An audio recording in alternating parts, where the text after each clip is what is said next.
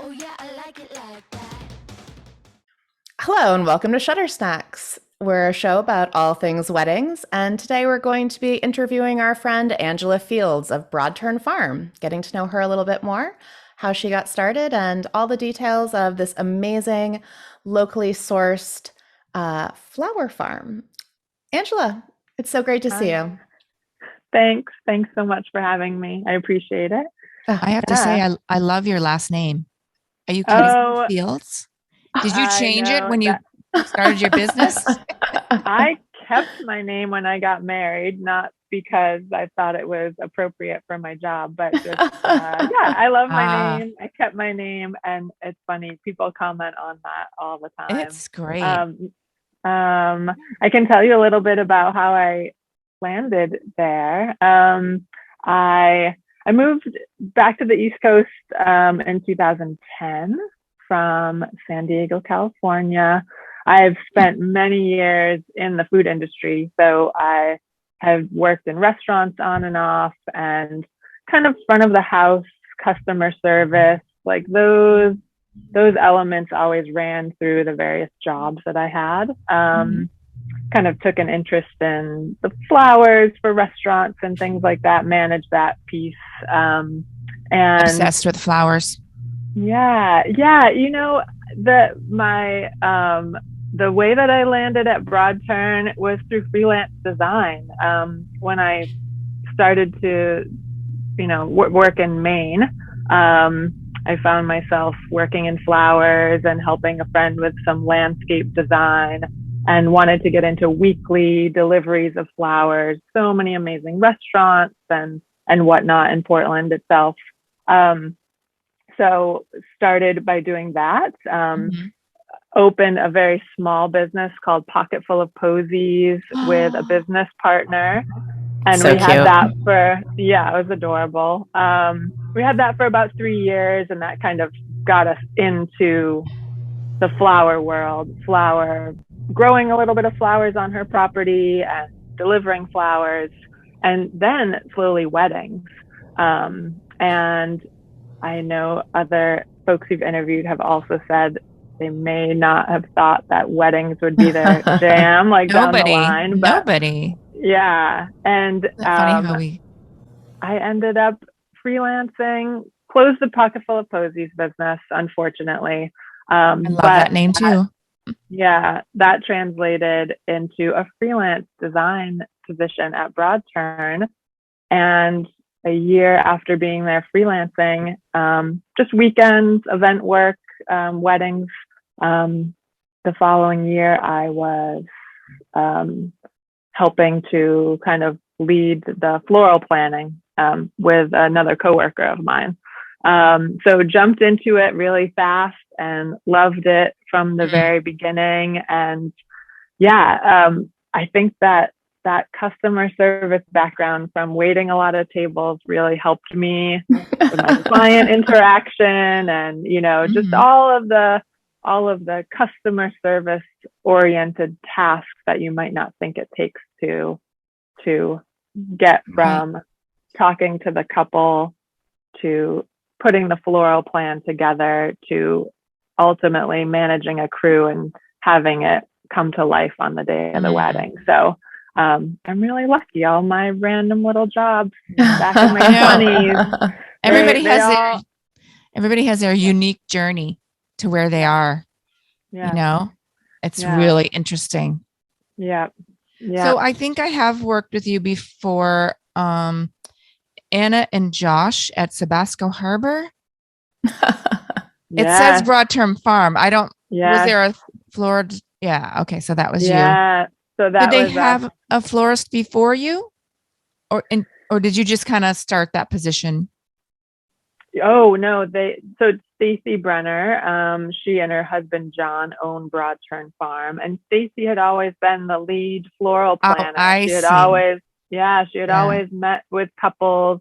I've learned so much by working alongside her. Broadturn Farm both hosts weddings on the farm, but we do the majority of our floral design work for weddings off site with Yeah. Cause me. I So do see your yeah. name and I do see Broadterm Yeah. Farms on a lot of blog posts. I'm like, is that Yeah. is that the venue or is that the florist? So it's the same Yeah. name. Yeah. Mm. I've yet to do a wedding there, but I know Alexandra can speak to her amazing elopement that I she can't. photographed with the cutest couple.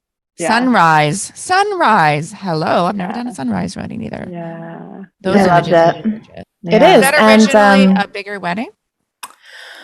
I honestly don't remember how it started out and if it was rescheduled, or I don't really remember any of those details, but I certainly had the experience of being really nervous about weddings going from being 100 or 200 guests down to being an elopement or having just 10 guests. And I have to say, I loved it. I loved the intimacy. I loved that I was able to connect with everyone that was present, and it had sort of more of like the small weddings, the tiny weddings, really had almost like more of an engagement shoot feel, or like a family photo shoot feel, because it was such a small group and they had more time to dedicate to the thing that I like doing the most, which is taking beautiful pictures. So Yeah. ultimately, I really loved shooting all the way through COVID. I mean, really, the awesome. smaller the wedding, the easier our job it actually is, because there's no stress. But yeah, that was very, very interesting. So I think it just opened up people's minds a little bit. They were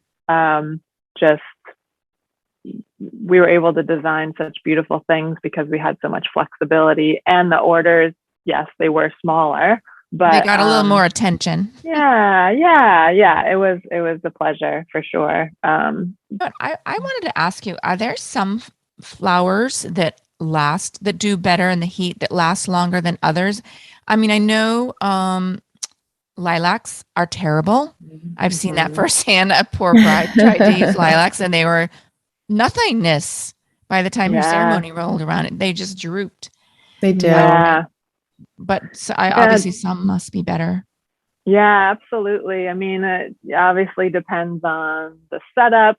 So many times, we see floral arbors or like physical structures where flowers are attached to them as the formal backdrop for a ceremony. And while arbors are gorgeous, yes, your setup is getting done a few hours before the ceremony and it's sitting in the hot sun, maybe even of June. We had hot days last year. So there's definitely varieties where if you're hiring an experienced florist or someone like Broadturn, where, they're very familiar with so many different varieties, hopefully they're choosing what's very best. And even if they're in water picks or some sort of hydration within the arbor itself, people should always, designers should always choose what's hardiest for greens and whatnot. I did not realize. See, I've never thought about that. It's a time crunch. You have to put that arbor together really close to the ceremony. I've never thought about that before. So all of that, just a few hours before the wedding. I mean, ideally, my goal is always to be like kind of invisible. I like to do the floral setup and have cleaned up and disappeared before a guest arrives. Know you guys are never there when we get there. Yeah, it's barely, not always. There's definitely the occasions where guests are coming off that bus and you are putting those last flowers in the arbor, and it's a little stressful. But I think the nature of our floral design in particular kind of comes from just the seasonality of what we're growing and the fact that we're sourcing materials like through foraging on the farm, as well as the cultivated flowers we grow. So I think naturally our designs look like they're maybe made of wildflowers and lots of like fun, delicate textures, but we're not going on the side of the road by any means and like, cutting things. So it can be challenging. The understanding that what we truly do is a lot of work cultivating right from seed or from a tiny seedling in the greenhouse, literally like in the month of February. And then you're going to have your flowers in like June, July, August, is a whole different kind of ball game when it comes to the flower. I've never thought of that either. Yeah. You actually have to plant seeds at the right time, and they have to grow, and you have to take care of it. Yeah, it's incredible. I've learned so much. Yeah. Yeah. Well, I do have one question. I just wanted to go back to you said you forage from the farm. And how does that, what did you mean by that? Because obviously you're cutting flowers that you've grown intentionally, but is there something beyond that? Right. Yeah. So Broadturn Farm is made up of several hundred acres, the majority of which is wooded property. So when I say forage, I kind of think of going into the woods, especially when it comes to greenery and branches. Yeah. So, beech and alder and, willow this time of year in particular. The pussy willows are popping. Yeah. Yeah, exactly. So those are the things that are naturally growing in the environment that we may cut and harvest to use and design outside of the cultivated flowers that we're very intentionally growing on the farm. Do you ever use anything other than living things like feathers, or do you ever incorporate anything like that? Yeah, on occasion. I mean, if we have special requests, we're happy. It's always fun to kind of envision a new design. We try, and especially in the past few years, we're more and more going in the direction of really trying not to order materials from outside. So whether those, when I think of feathers or something that might come from elsewhere, if we need quantities of things, more and more we're trying to not order products from outside, or even outside of like New England, outside of Maine and New England specifically. That's so cool. But we can. I think it's really fun to go into the woods and find licheny branches and pine cones and random rocks and things. Like if someone wants a very woodland aesthetic to their table, I think we got everybody beat rocks, on that moss. because it really can be fun. So that's what I mean by foraging. Yeah. I love taking pictures of flowers. I'm obsessed. Ask Alexandra. It's such a special skill to be able to properly photograph flowers. I mean, I try on a daily basis when it comes to our work on the farm, but the way that you all capture the details, the fine details, the tablescapes, like understanding the lighting, I just love that. It's such a talent. You've created a piece of art, a piece of art, and it makes a huge difference in our photographs. That bride without that pop of color, sometimes that's boring. That, you've got, that nice piece of art pop of color, even in the boutonniere. Yeah. They always ask us when we go out for photos with just the couple or with their families, do I need my flowers? Yeah. Always. Yes, you do. Thank you for asking. Do you need the most beautiful artistic arrangement that you paid for to have today? Mm-hmm. Yep. Why don't we bring that along? Yeah. In fact, we did an episode on flowers, and we were saying, okay, imagine this guy's suit coat without this boutonniere. And just this tie. How boring would that be? It's just not as interesting. Another day at the office. Yeah. Yeah. I have a question for you. We talked about this in a different episode. Probably 80-85% of the time, there's nobody knows how to pin on a boutonniere. Do you offer that as a service to stay and pin those on? Yeah. So on occasion, I typically, we prefer to coordinate with the planner. So oftentimes we'll talk to the planner and see if that's part of what they do. Usually they're in the space, they're kind of coordinating the groups and that kind of thing. Okay. If the planner is not available or there, then when we deliver the boutonnieres, we will usually ask them, can we pin these on for you? Do you need help with the pinning? Yes, they do. But yeah, they always do. Know. Yeah, that is a bummer. When I see a picture later and the boutonniere is like has fallen over. It's like, meh. Yeah, how about it? Oh my God. If I wasn't a photographer, I would want to be a florist. Oh, seriously. So fulfilling, that art.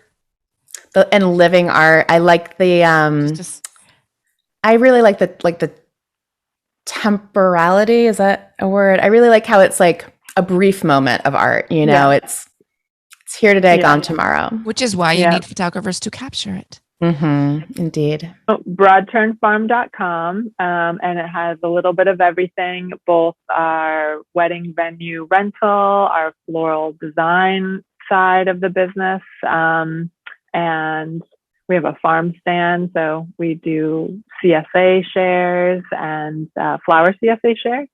Ooh, fun! Yeah. What is that? What's a CSA share? So, in a similar way that you might have a weekly share of produce, so farms often are part of what's called a community-supported agriculture. Oh, okay. Nice. So a CSA is for us, it's a bouquet of flowers every week. We do it seasonally, so we offer a tulip share, a spring share, a summer share, and a fall share. So you could get flowers all year long, or you could specifically choose the seasons. That's good for tourists, of course. Yeah, that's really nice. Yeah.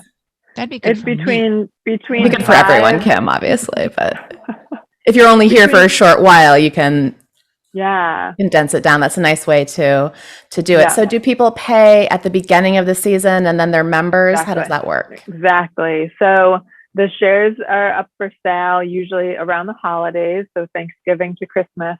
A lot of our returning. That's a great gift idea, Angela. It's a wonderful gift. Yeah. Okay, Angela, thank you so much. Once again, we're floored by how much work goes into this. You don't just pick flowers and wrap them in tape, obviously. Thank you so much for your time. We had a blast learning. Oh my God, this is so much fun. So, and we really want you on again to demonstrate how to pin on a boutonniere. Obviously, I don't know how to do it. So hopefully we can have you again. I'll make up a video and send it your way. Or we'll come and film you. Okay, great. Thank you so much. Thank you. Bye. Thank you so much. Bye, Angela. Kim. Thank you. Bye, Alexandra. Like it like that.